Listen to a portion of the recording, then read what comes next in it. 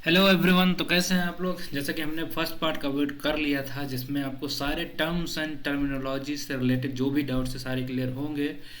और आज हम देखने जा रहे हैं कि हम किस तरीके से अपने प्रोजेक्ट को गिटहब पे लोड करेंगे या अपनी फाइल को गिटहब पे शेयर करेंगे थ्रू द बीएस कोड। ठीक, तो ये सारी चीज़ें आज हम देखने वाले हैं कि किस तरीके से हम अपने फाइल को ट्रांसफ़र करते हैं और कौन कौन सी स्टेप्स उसके लिए हैं। बाकी जो एरर वाला पार्ट है वो हम लोग लास्ट में पार्ट 4 में कवर करेंगे, किस तरीके के एरर आते हैं। तो अभी आपको बस इतना सीखना है कि किस तरीके से हम फाइल को इधर गिटहब पे शेयर करते हैं या गिटहब पे ट्रांसफ़र करते हैं थ्रू बीएस कोड।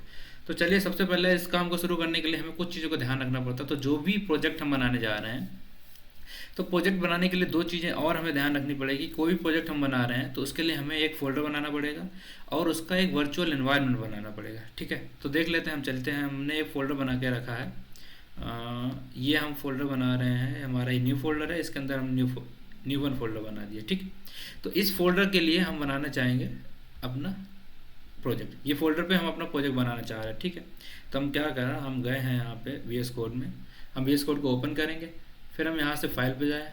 फाइल पे जाने के बाद हम ओपन फोल्डर करेंगे। किस फोल्डर को हमें सेलेक्ट करना है अपना प्रोजेक्ट बनाने के लिए, तो हम न्यू के अंदर जाएंगे। न्यू के अंदर हमें ये न्यू वन नाम का एक फ़ोल्डर बन गया। इस फोल्डर को हम सेलेक्ट कर रहे हैं अपने नए प्रोजेक्ट के लिए। तो फोल्डर हमने सेलेक्ट कर लिया।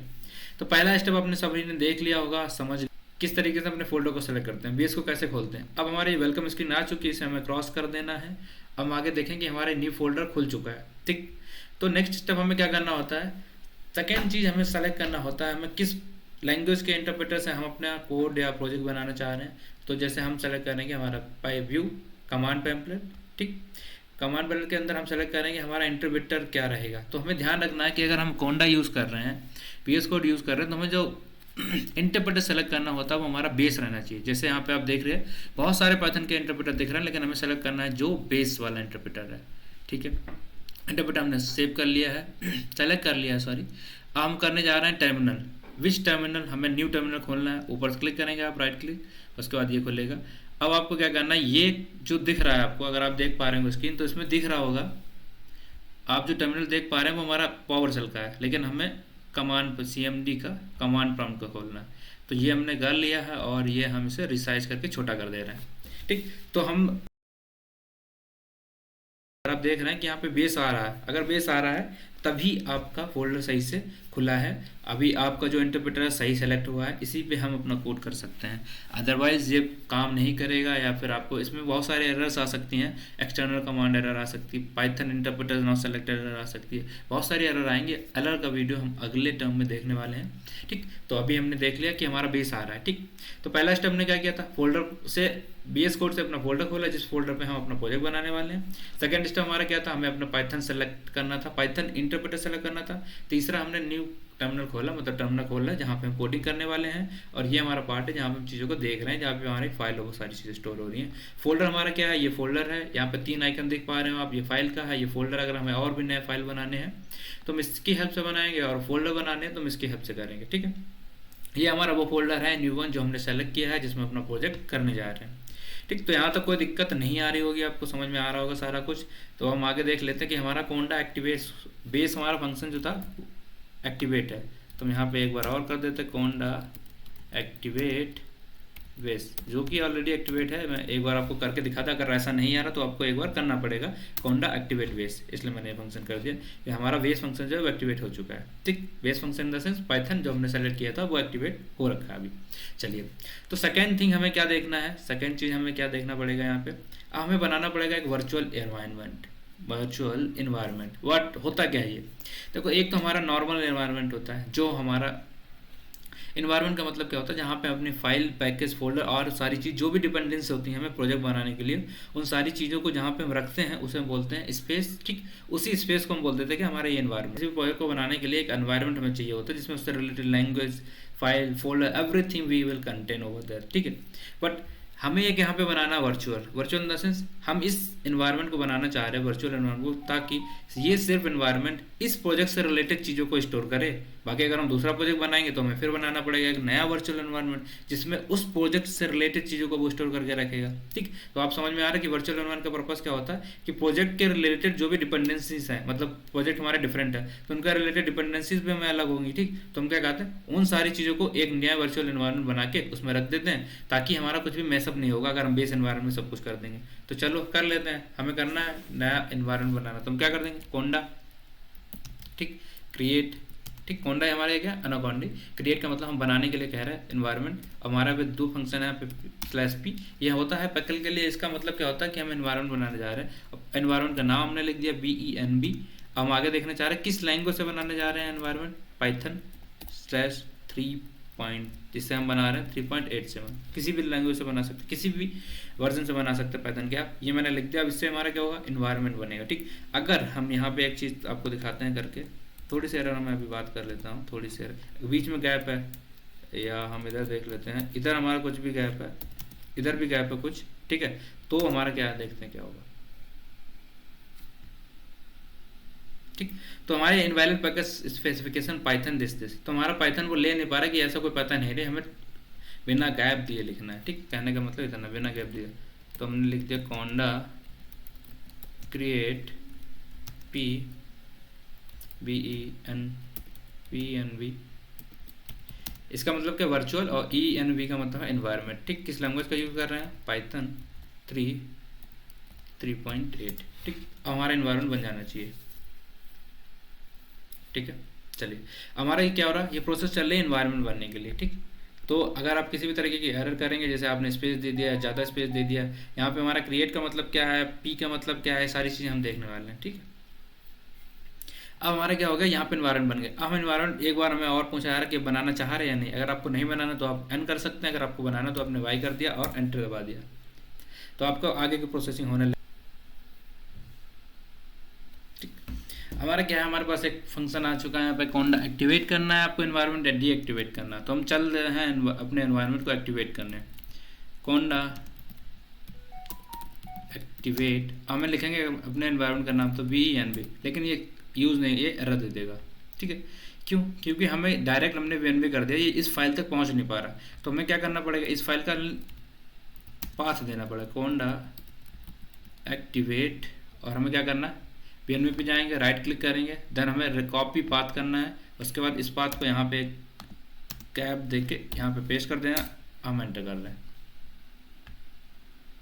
ठीक, हमारा क्या देख रहे हैं, कोंडा BNB, इसके अंदर हमारा न्यू वन के अंदर ये आ चुका, मतलब हमारे इस एनवायरनमेंट के अंदर आ चुका है, हमारा एनवायरनमेंट अब एक्टिव हो चुका है। अब हमें क्या करना है, हमें इन सारे जो भी प्रोजेक्ट हम बनाएंगे, इसे हम चाहते हैं कि हम गिटअप पे करेंगे लोड। ठीक, तो गिटअप को लोड करने के लिए हमें चलना पड़ेगा गिटअप पे और बनानी पड़ेगी एक नई रिपोजिटरी।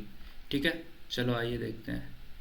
तो ये है मेरा गिटअप अकाउंट और हम इस पे जा रहे हैं एक नई रिपोजिटरी को बनाने। तो प्लस पे आइकन पे हमने क्लिक किया, न्यू रिपोजिटरी पे क्लिक करेंगे तो हमारी नई रेपो बन जाएगी। यहाँ से हमें यहाँ पे देना है रिपोजिटरी का नाम, मान लो हम दे रहे हैं हमारा गिटहब गिट लोड, हमने रिपोजिटरी का नाम डाल दिया है गिट लोड। ठीक, गिट लोड नाम की हम रिपोजिटरी बनाने जा रहे हैं कि किस तरीके से हम प्रोग्राम को लोड करते हैं। यहाँ पे ये हम पब्लिक रहने देंगे क्योंकि हम नहीं चाहते कि हम प्राइवेटली किसी को करना चाह रहे हैं। जैसे कि कल हमने बताया था आपको, ये रीडमी फाइल होगी, टेक्नोर फोर, ये सारी चीज़ें यहाँ पे हैं। हम इस पर जाके क्लिक कर देंगे क्रिएट रिपोजिटरी। इससे क्या होगा, हमारी नई एक गिट रिपोजिटरी बन जाएगी, ये हमारी बन चुकी है। अब यहाँ पर देखिए इनवाइट कोलैबोरेटर, जैसे मैंने कल आपको बताया कि हम सबसे पहले वो रेपो बनाएंगे। रेपो बनाने के लिए हम अपने टीम मेंबर्स को इनवाइट करेंगे, तो इनवाइट करने के लिए ये प्रोसेस है। लेकिन अभी हम सिर्फ अपने प्रोजेक्ट को लोड करना चाहते हैं, तो लोड करने के लिए हम आगे चलते हैं VS कोड पे। चलिए, तो यहाँ तक हमने देख लिया, हम एनवायरनमेंट बना चुके हैं, हमारा एनवायरनमेंट लोड वो एक्टिव हो चुका है। हमने रेपो भी बना दी है और रेपो का नाम हमने रख दिया है गिट लोड। ठीक, हम चाहते हैं क्या, यहाँ पे हम कुछ दो फाइल बनाना चाहते हैं, उन्हीं फाइल को हम वहाँ पे ट्रांसफ़र करा के दिखाएं कि कैसे लोड करते हैं। तो हमने लिया एक फाइल, इस पे नाम हमने रख दिया, इस फाइल का नाम है रीड मी, कैपिटल में लिखें या स्मॉल में लिखें, MD। ठीक, ये हमारा एक्सटेंशन है। तुमने ये पहली बन गई हमारी रीड मी फाइल, दूसरी हम बनाने जा रहे हैं डॉट, ध्यान से सुनिएगा, dot git git then ignore. ठीक, ये हमारी बन गई डॉट इग्नोर फाइल। ठीक है, तो हम क्या करते हैं, अब इन फाइल को हमें वहाँ पे ले जाना है। तो हम क्या करेंगे, सबसे लोकेट कर रहा है कि कहाँ पे उसका। अब हम चेक करेंगे हमारा गिट कहाँ पे, तो हम इसके लिए यूज़ करेंगे गिट, ये इधर नहीं लिखना था, गिट रिमोट वी। ये किस जगह पे हमारा गिट पॉइंट कर रहा है, तो हमने देख लिया कि हमारा ओरिजिन पे पॉइंट कर रहा है, ठीक। तो ओरिजिन में हमें काम करना है, तो हमने ये देख लिया पॉइंट करना। हम क्या करेंगे, अपने गिट को इनिशियलाइज करेंगे, मतलब अपने गिट को शुरुआत करेंगे, मतलब गिट में बता रहे हैं कि हमारे कुछ करने जा रहे हैं, फोल्डर्स या फाइल को बनाने जा रहे हैं। तो हमने क्या किया, गिट इनिट कर दिया, तो हमारा गिट यहाँ से इनिशियलाइज हो रहा है। फिर हमने क्या कर देखा था कि जो फाइल को हमें सेलेक्ट करना पड़ेगा, जिस फाइल को हम यहाँ पे ऐड करना चाहते हैं, इसी को हम बोलते हैं क्या, स्टैक बोलते हैं, ठीक, स्टैक बोलते हैं। तो उसके लिए हम क्या करेंगे, गिट ऐड। अगर हमें पर्टिकुलर एक फाइल को ऐड करना है तो हम उस फाइल का नाम लिख देते हैं। अगर हमें बहुत सारी फाइल करनी है तो हमने क्या कर दिया, डॉट। जैसे हमारे पास 2 फाइल है तो दोनों को एक साथ में अगर हम करना चाह रहे हैं तो हमने डॉट ऐड कर दिया ये। लेकिन अब यहाँ पे आएगी हमारी एक प्रॉब्लम, जो पे देख पा रहे हो आप, इतनी सारी चीज़ें, इतने बार ये एरर चल रहा है, एरर नहीं है मीन्स इतनी ज़्यादा चीज़ें ये हमारे लोड कर रहा है। क्यों? क्योंकि हम देख पा रहे हैं यहाँ पे एक जो तीसरी फाइल हमारी है VNB, हम नहीं चाहते ये वाली लोड हो, क्योंकि हमारा ये वर्चुअल एनवायरनमेंट है, हम इसे अपने गिट पे लोड करने का कोई मतलब बनता नहीं है, इसलिए हम क्या करेंगे, हम इसे नहीं लोड कराना चाहेंगे। तो ये तो लोड हो चुका है अभी, क्योंकि हमने इस पर कोई रिस्ट्रिक्शन लगाई नहीं थी, हमने कोई तरीका यूज़ किया नहीं थी ताकि ये रुक पाए। तो ये अभी तक लोड हो रहा है, अब देखते हैं कब तक हो पाएगा। हम 1 मिनट वेट कर लेते हैं, क्या होता है देखते हैं। हो चुका है, ठीक। तो हमने क्या किया, VNV ये भी फाइल यहाँ पे लोड हो गई। इसमें बहुत सारी फाइल्स थी, इसलिए ये सारे इतना टाइम लगा, इतनी सारी चीज़ें हमें दिखाई इसने कि इतनी सारी फाइल्स को इसने लोड किया है, ठीक है। हम चाहते हैं कि ये VENV हमारी लोड ना हो, क्योंकि ये बहुत ज़्यादा वहाँ पे कन्फ्यूजन क्रिएट करेगी, बहुत सारी फाइल बना देगी। तो हमें क्या करना पड़ेगा, हमें अपने गिट को करना पड़ेगा रीसेट। तो हमने कर दिया है रीसेट। अब हम चाहते हैं कि ये हमारी VNV लोड ना हो, तो उसके लिए हमने एक फाइल बनाई थी यहाँ पे गिट इग्नोर। इग्नोर का मतलब किस फाइल को हमें इग्नोर करना है, तो हमें कर देना है VENV। उस फाइल का नाम हम यहाँ पे लिख देंगे जिसे हम ऐड नहीं करना चाहते। तो हमने गिट इग्नोर में VENV फाइल ऐड कर दी। उसके बाद हम क्या करेंगे, अब यहाँ आके हम अपना नॉर्मल जो 2 फाइल हैं, गिट ऐड डॉट कर दिया। अब हमारी सिर्फ 2 फाइलें, अभी भी प्रॉब्लम हमारी आ रही है, क्योंकि हमने जो चेंजेस थे वो हमारे सेव नहीं हुए थे। तो क्यों सेव नहीं हुए थे चेंजेस, वो भी देख लेते हैं। आप थोड़ा एरर से थोड़ा इनसे समझने की कोशिश करिए क्या गलती मैंने की थी, ताकि ये दोबारा ही हो गया। क्योंकि हमने यहाँ पे गिट लिख दिया है, इस वजह से अगर हम फाइल का नाम लिखा, वो फाइल यहाँ पे मिली नहीं, तो VENV गिट, तो ऐसी कोई फाइल है ही नहीं जिसे उसे प्रोटेक्ट करना है, इसलिए उसने पूरे फिर से तीनों फाइल को कॉपी कर दिया, तीनों फाइल को लोड करने की कोशिश करी, ठीक है। ऐड का मतलब हमारा क्या होता है, तीनों फाइल को सेलेक्ट कर लेना है। गिट ऐड का मतलब हमारा क्या, तीनों फाइल मतलब जो भी फाइल उनको सेलेक्ट कर लेना है जिनको हम कमिट करने जा रहे हैं, मतलब सेव करने जा रहे हैं, कहाँ, अपने लोकल डायरेक्टरी में। तो ठीक, अब हम क्या करेंगे, यहाँ पे मैंने इसे हटाया, गिट VENV कर दिया। अब ये फाइल हमें दिख रही है, अब गलती नहीं होनी चाहिए, ठीक। तो फिर से हमें करना पड़ेगा गिट को रीसेट। हमने गिट को कर दिया रीसेट, अब हम गिट को कर रहे हैं अपना ऐड, अब डॉट लगा दिया। अब जो भी फाइल है हमारे गिट इग्नोर एंड रीडमी, ये दोनों फाइल हमारी सेलेक्ट हो जानी चाहिए, ठीक। तो अब हमने क्या सेलेक्ट कर लिया फाइल। हम चाहते हैं कि गिट, इस फाइल को हम सेव करना चाह रहे हैं अपनी लोकल डायरेक्टरी में। तो हमने क्या किया, गिट कमिट मैसेज, क्या मैसेज, एम का मतलब हमें यहाँ पे एम हमारा है, इसका मतलब क्या मैसेज लिखना चाह रहा है। मैसेज लिखेंगे किसके अंदर, हम डबल कोट्स के अंदर। तो डबल कोट्स के अंदर हमने लिख दिया दिस, ये थोड़ा हमारा गलत हो गया, ठीक। हम यहाँ पे लिखा दिस इज, आई एम, यहाँ पे मैसेज डाल देते हैं, I am going to load a file, ठीक। ये मेरा मैसेज हो गया। हम करते हैं एंटर। तो हमारा जो भी मैसेज है, कौन सी 2 फाइल दिख रही हैं, आप देख पा रहे हैं 2 फाइल, ठीक है। इस जगह पे ये 2 फाइल हमारी, ये git ignore and readme file हमारी लोड करने के लिए कहाँ पे, गिट पे हमने तैयार कर ली, ठीक। अब हम चलते हैं यहाँ पे, हमें बताना पड़ेगा किस ब्रांच में करते हैं। तो हमने किया गिट ब्रांच, ठीक। अब ब्रांच के नेम में हमने कर दिया क्या, किस ब्रांच के बारे में बात करने जा रहे हैं, तो हमने कर दिया कैपिटल M, और मेन ब्रांच में हम इन्हें ऐड करने की कोशिश कर रहे हैं, तो हमने कर दिया ये, ठीक। चलिए, अब कब हमें चाहते हैं कि हमें कोड कॉपी ना करना पड़े, तो सारे कमांड यहाँ पे ऑलरेडी दे रखे हैं। तो आपको जो भी कमांड ऐड करना है, जैसे ये, तो हमने गिट ब्रांच M मेन, ये हम यहाँ पे कॉपी कर देंगे, ये। तो हमारा कौन सी ब्रांच में हमारा बता रहे, ये हमें बता रहे कि किस ब्रांच में हमें अपना कोड लोड करना है। तो हमें मेन ब्रांच में करना, तो हमने बता दिया। हमें देनी पड़ेगी इसकी ओरिजिन, किस ओरिजिन पे हमें इसको करना चाहिए, तो हम देख ले रहे हैं, उसका लिंक दे दे रहे हैं, हम पूरा कॉपी करेंगे, यहाँ पे करेंगे पेस्ट। अब लास्ट कमांड हमारा तैयार है, जो भी फाइल हमारी तैयार है गिट पे जाने के लिए, तो हमें लास्ट पर क्या करना है, जो भी चीज़ें उन्हें पुश करना पड़ेगा। तो यहाँ पे गिट पुश कमांड का यूज़ करके किस जगह पे, मेन पे हमें पुश कर देना अपना कमांड, मीन्स मेन ब्रांच पे अपने कमांड को लोड कर देना। तो ये हो गया हमारा मेन। अब यहाँ पे आप देख पाइएगा, जो पहली बार कर रहा होगा तो उसके लिए 2 पॉपअप आएंगे, आपको साइन इन करना पड़ेगा अपना ईमेल, अगर नहीं आएगा तो आपको यूज़र ईमेल और ईमेल एड्रेस डाल के आपको पॉपअप करना पड़ेगा, आपको साइन इन करना पड़ेगा, सॉरी। ठीक है, तो हम देख पा रहे हैं हमारा ये चीज़। ठीक है, यहाँ तक हमने यूज़ किया था, सारा कुछ हमने कर दिया, हमने पुश कर दिया। हम रिफ्रेश करके देख लें कि हमारी फाइल यहाँ पे आई हैं कि नहीं। तो हम देख पा रहे हैं हमारे गिट इग्नोर और रीड मी फाइल दोनों यहाँ पे आ चुकी हैं। तो यही मैं करना चाह रहा था, मैंने VS कोड पे अपनी फाइल बनाई, VS कोड से गिट हब पे शिफ्ट कर, कैसे शिफ्ट की, कैसे लोड की, वो मैंने देख लिया है। चलिए, अभी तक मैंने ये फाइल दिखाई। अब मैं चाहता हूँ कि हमें एक और फाइल ऐड करनी है या कुछ भी और कुछ ऐड करना है। मान लो हम प्रोजेक्ट बना रहे हैं तो हमें कुछ और ऐड करना है, तो हमने एक बना लेते हैं नई फाइल, और जो हम फिर से ऐड करके दिखाएंगे एक फाइल को कैसे करेंगे, या बाद में कंपोनेंट .py के नाम की हमने एक फाइल बना ली है। ये फाइल हमारी सेव हो गई। अब हम इसे ऐड करना चाहते हैं। ऐड करने का मतलब हमारा कहाँ से शुरू, गिट, ठीक, ऐड। अब हमें उस समय डाउट किया था क्योंकि हमें सारी फाइल करनी थी, यहाँ पे 2 थी तो दोनों चलेंगी। तो हमारे कौन सी है, हमारे पे फाइल का नाम component.py, तो ये फाइल हमारी चाहिए। अब हमें क्या करना है, इस फाइल को हमें क्या करना है, कमिट करना है। ठीक, कमिट करना है मीन्स हमें बता देना है मैसेज को, कमिट मैसेज लिख देना। क्या मैसेज लिखना है, this is my component file. ठीक, ये मैंने मैसेज लिख दिया है। हम इसे बताना चाहेंगे कुछ गड़बड़ की है मैंने, गिट कमिट की स्पेलिंग गलत की थी, तो git COMMIT commit message this is my component file. ठीक, ये मैंने मैसेज कर दिया, मैंने हिट कर दिया है एंटर।